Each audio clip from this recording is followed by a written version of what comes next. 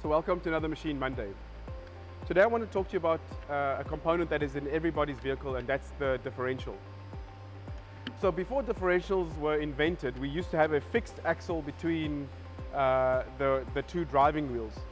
And the problem with the fixed axle between the two driving wheels is that as the vehicle goes around a bend, what is required is that the outer wheel has to travel at a much faster speed than the inner wheel, because obviously the outer wheel has to go a much further distance within the same period of time. And so that wasn't really an effective way. Tires were being worn out, and in fact very early vehicles only were driven by one wheel. If you're interested to know more about how a differential actually works and the details behind it, I've linked in the comments below my favorite video. But essentially what a differential does is it enables power to be delivered to both wheels and also allows one wheel to travel at a different speed to the other wheel, allowing cars to go around a bend much more effectively. And what I want to zone in on is the two main components within a differential, and that's the ring gear, which takes power from the engine or the drive shaft, and the actual differential itself that actually distributes power between the two driving wheels. And in particular, there's an important measurement called backlash.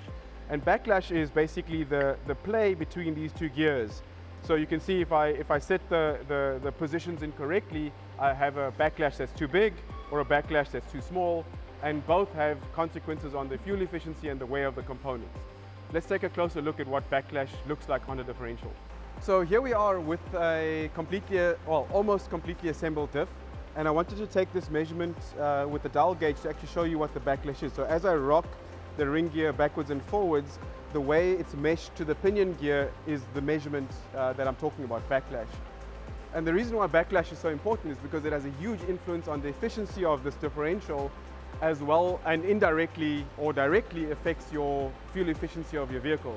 So as we move to try and make cleaner, greener cars and make them more fuel efficient, that obviously saves us money, key measurements like backlash become even more critical.